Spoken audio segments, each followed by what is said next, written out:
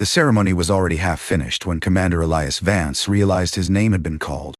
He stood there, battle-scarred hands loose at his sides, watching the small Velanthi being escorted toward him across the parade ground.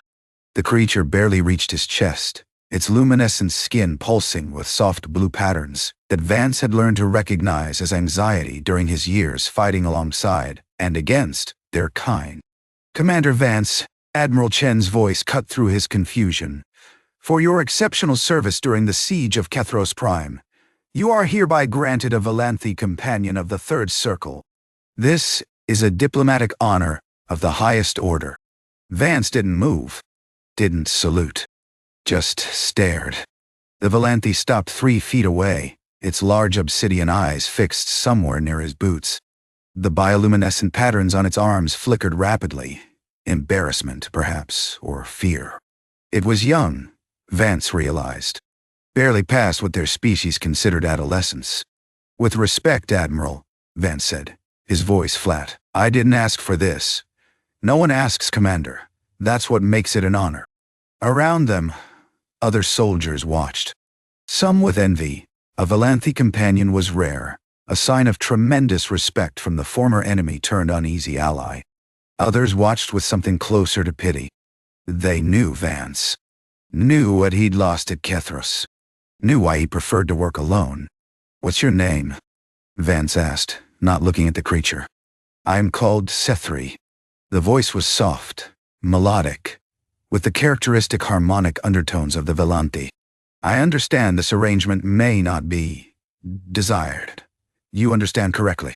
Admiral Chen cleared her throat. "Commander, the Velanthi High Council specifically requested this pairing. Sethri's family holds significant political influence. This alliance, I'm a soldier, not a diplomat. You're whatever the UF needs you to be." Chen's tone hardened, dismissed. The crowd dispersed.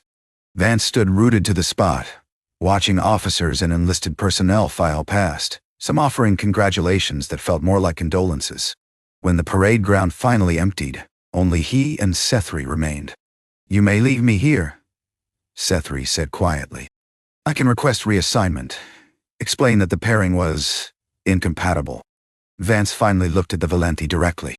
Up close, he could see the subtle scars along Sethri's throat, old burns, partially healed. The marks of someone who had survived something terrible. "What happened to you?" Sethri's bioluminescence dimmed. "That is not relevant to our arrangement. There is no arrangement." Vance turned and began walking toward the barracks. He made it 20 steps before stopping. Without turning around, he said, "Are you coming or not?" A pause. Then, light footsteps behind him. "I do not require elaborate accommodations," Sethri said, hurrying to keep pace with Vance's long strides. "A simple, you'll take the secondary bunk in my quarters. Standard military issue.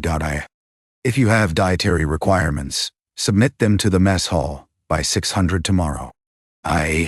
Yes. "Thank you, Commander." "Don't thank me. I didn't choose this." They walked in silence across the base. Vance's quarters were sparse. A bed, a desk, a weapons rack, and now a second bunk that looked like it had been hastily installed. The sheets were still in their packaging. "The bathroom is through that door. Lights out at 2200. We ship out in 3 days." Vance dropped onto his bed without removing his boots. "Questions?" Sethri stood in the middle of the room, looking painfully out of place. "What will my duties be?" "None. Stay out of my way during operations. Don't die. That's all I require. Among my people, a companion bond carries certain responsibilities. We're not among your people." Sethri's patterns shifted to a dull gray. "No, we are not." Vance watched the young Velanthi carefully unfold the sheets and make the secondary bunk with precise mechanical movements. There was something rehearsed about it. The motions of someone who had learned to make themselves small, useful, invisible. "How old are you?" Vance asked. 17 cycles.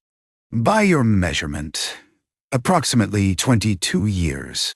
Why were you chosen for this?" Sethri's hands stilled. "I was not chosen, Commander. I volunteered."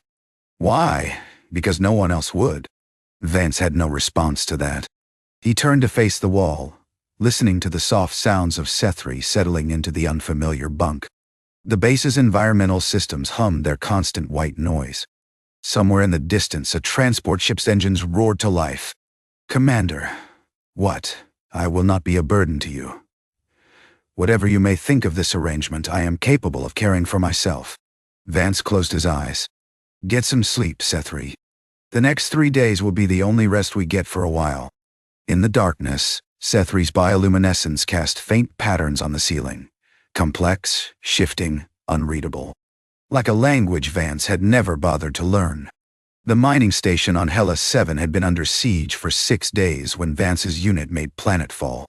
Crick's raiders had cut off the facility's communications and were systematically picking off rescue attempts. Standard tactics: isolate, terrify, overwhelm. Vance had seen it 100 times.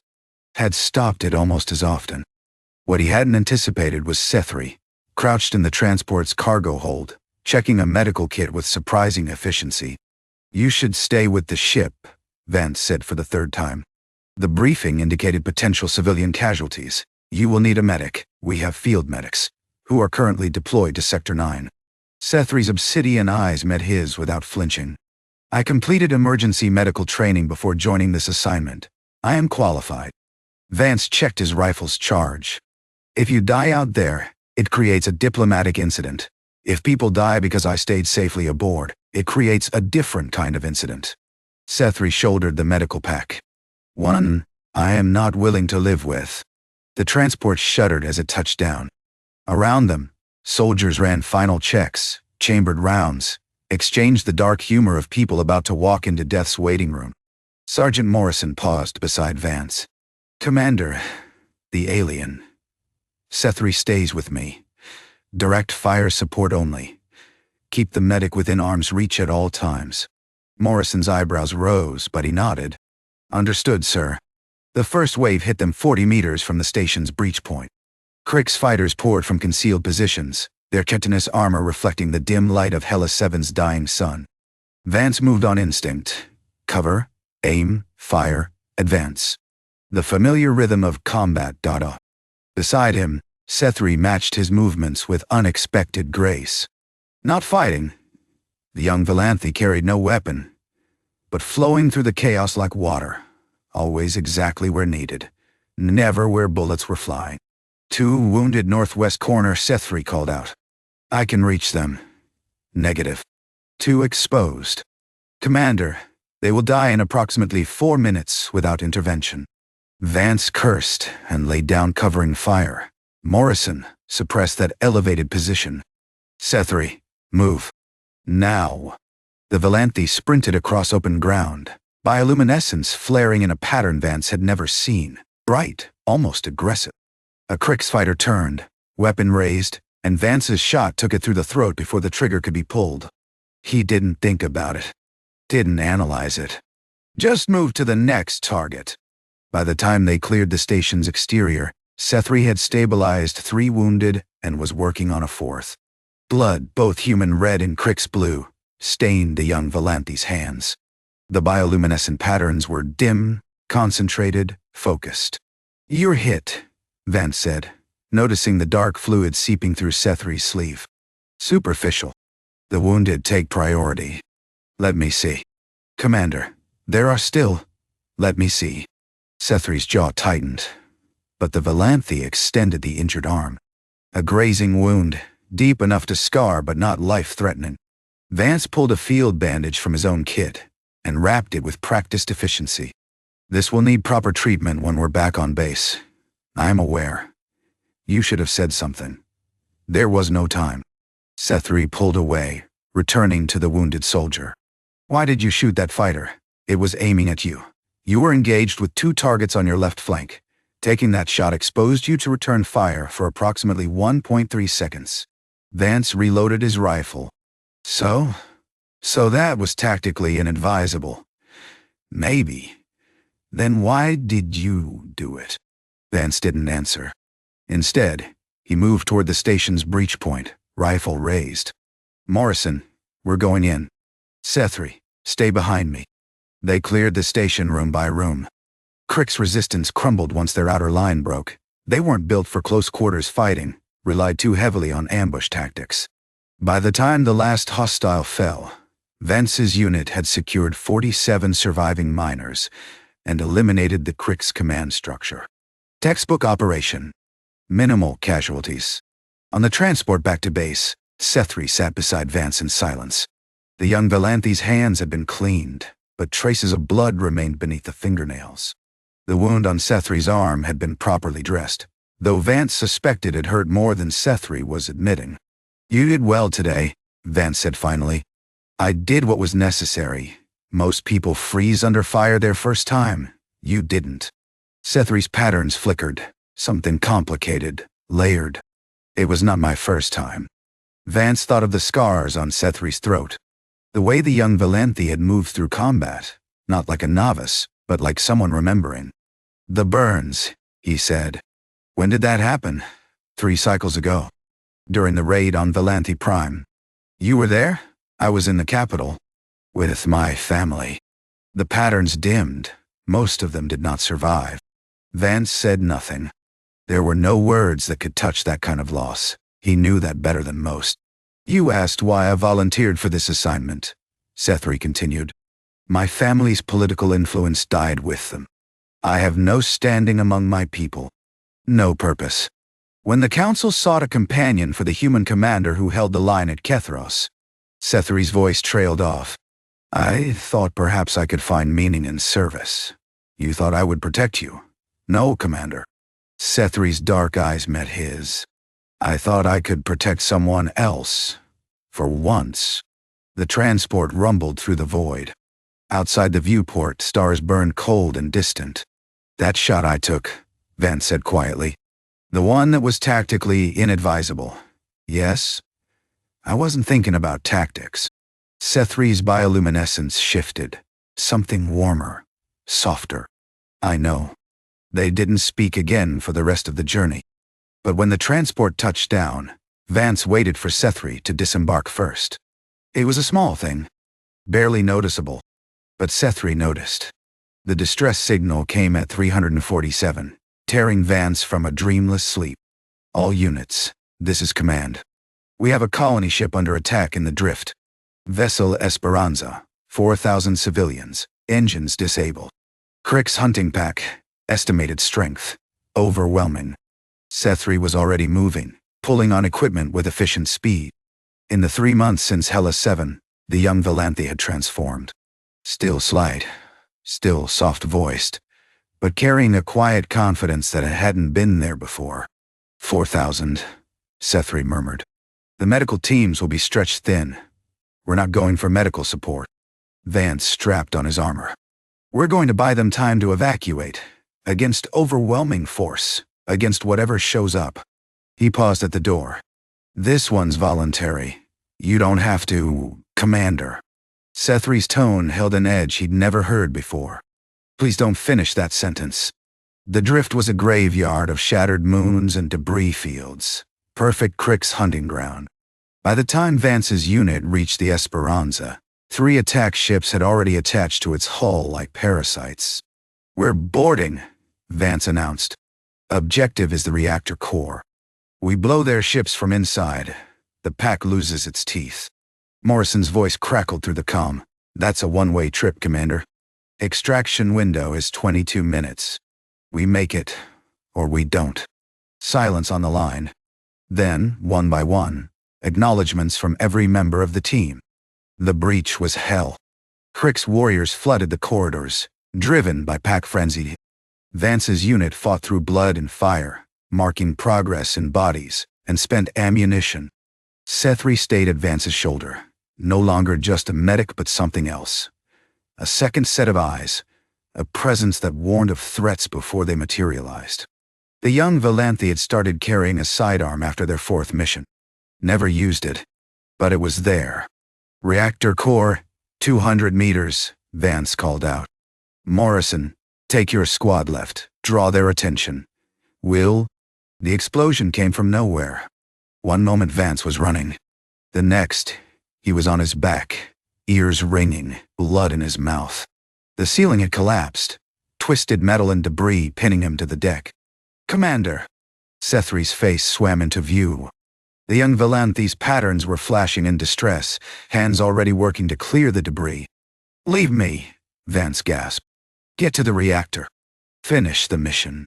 "No, Tawais. That's an order. I don't care."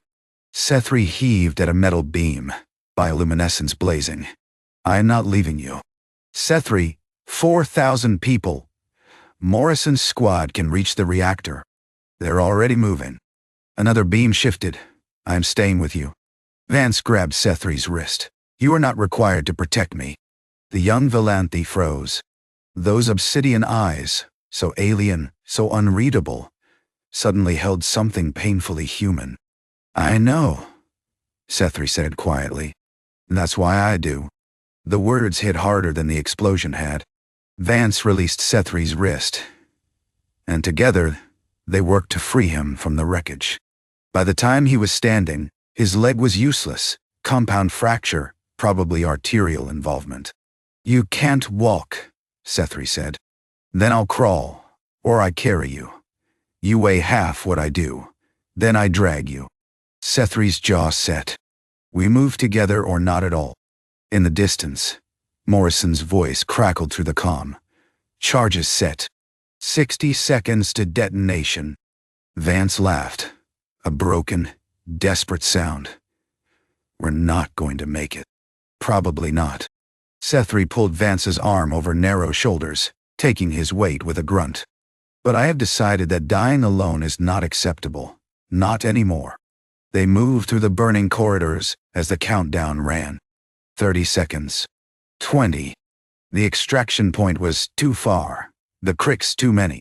And then, impossibly, Morrison's squad appeared from a side corridor. 6 soldiers, battered and bloody, forming a perimeter around their commander and his companion. "We don't leave anyone behind, sir," Morrison said, hefting Vance's other arm. "Especially not the ones too stubborn to die." They hit the airlock at the 5-second mark. The extraction shuttle was already moving as the Crick ships exploded behind them. In the chaos that followed, the shouting medics, the screaming alarms, the desperate flight from the collapsing debris field, Vance lost consciousness. But his last clear memory was of Sethri's hand gripping his, patterns blazing with something that looked almost like defiance, like a promise. Vance spent 11 days in the medical ward. His leg would heal. Military medicine could work miracles when properly motivated. But the doctors kept him sedated for the first week, worried about internal bleeding, infection, the dozen other ways the Esperanza had tried to kill him. When he finally woke, Sethri was there. The young Velanthi looked exhausted. Bioluminescence dim, clothes rumpled, dark circles under those obsidian eyes that suggested inadequate sleep over an extended period. "You've been here the whole time," Vance said. "It wasn't a question. The medical staff attempted to remove me 3 times. Sethri's mouth twitched, almost a smile. "I was not cooperative. That's insubordination. I am not a soldier. I am your companion. Different rules."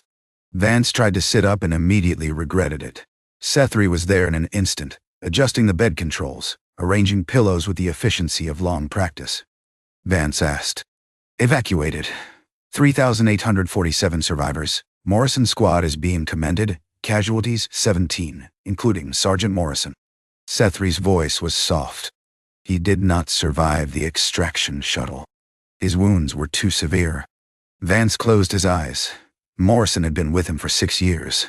Good soldier, better friend. "He died getting us out," Sethri continued. He said to tell you it was worth it. That you were worth it. I'm not." That was not his assessment. Or mine. They sat in silence. Outside the ward's window, the station's artificial sun was cycling toward dusk. Orange light spilled across the bed, catching the subtle patterns on Sethri's skin. "I've been thinking about the companion bond," Vance said eventually. Sethri's patterns flickered with surprise. "You have? What does it actually mean?" "Among your people." The young Velanthi was quiet for a long moment. "It is odd, difficult to translate." The closest human concept is perhaps bond family. Not romantic, not quite familial. Something deeper. Two souls that recognize themselves in each other. Like a soulmate? No. Soulmates are found. Companion bonds are built. Sethri's gaze dropped. In the old days, a companion bond was sacred. Two warriors choosing to fight beside each other, to live for each other. The bond was considered complete when both parties. Sethri hesitated. When both parties what? When both parties would die for each other. Not because of duty or honor. Because the thought of living without the other becomes unacceptable. Vance absorbed this. And you volunteered for this assignment knowing that? I volunteered hoping for something smaller. Protection. Purpose. I did not expect. Sethri's voice cracked. Just slightly. I did not expect you. What about me? Your grief. Your anger. The way you push everyone away because you're terrified of losing them. Sethri met his eyes. I recognized it. I am the same. Vance remembered the scars on Sethri's throat. The raid on Velanthi Prime. A young survivor with no family, no standing, no reason to keep living, except the desperate hope of finding something worth protecting. On the Esperanza, he said slowly. You told me you were not required to protect me. You said it first. And you said that was why you do it. Sethri nodded. I've been trying to understand that. Vance's throat tightened. Why would you? Why would anyone? Because obligation is a chain, Commander. Love is a choice. Sethri's bioluminescence shifted to something warm, almost golden. I chose you. Not because I was assigned to you. Not because of diplomatic honor. I chose you because you are the first person since my family died who treated me like I mattered. Like my survival was important. Like my life had value. You do matter. You are important. Then you understand why I cannot leave. Why I will not. Sethri reached out, and for the first time since their pairing began, deliberately touched Vance's hand. You are not required to want me here. But I am staying anyway. Vance looked at that small hand on his alien skin. Different color, different texture, same warmth. Same weight of connection. I lost someone at Kethros, he said. My daughter. She was 14. Medical transport that was supposed to be safe. Cricks hit it anyway. Sethri's fingers tightened on his. I've spent 3 years making sure I never cared about anyone again. Never let anyone close enough to leave a hole when they died. Vance's voice was hoarse, and then you showed up. This stubborn, aggravating, completely impossible Velanthi who wouldn't stay behind, wouldn't stay safe, wouldn't let me protect them without protecting me back. I apologize for the inconvenience. Don't. Vance turned his hand, interlacing his fingers with Sethri's. Don't apologize for saving my life, any of the times. They stayed like that as the artificial sun finished setting. The medical ward grew quiet around them. Somewhere, machines beeped their steady rhythms. Life support. Healing. Survival.ir. The companion bond, Sethri said finally. Among my people it requires a declaration. Both parties must speak their intent. What do you say? We say, I choose you. Not for duty. Not for honor. For all the days I have remaining. Vance looked at the young Velanthi who had walked into his life 8 months ago. Unwanted, unexpected, absolutely essential. I choose you, he said. Sethri's bioluminescence blazed gold. I choose you. It wasn't a human marriage. It wasn't a Velanthi ritual. It was something else entirely. A new thing, forged in fire and blood and the stubborn refusal to let each other die alone. Later, when Vance was released from medical care, they walked together through the station's corridors. People noticed. People talked. The legendary Commander Vance and his Velanthi companion, walking in step, shoulders almost touching. You know they'll never stop gossiping, Vance said. Let them.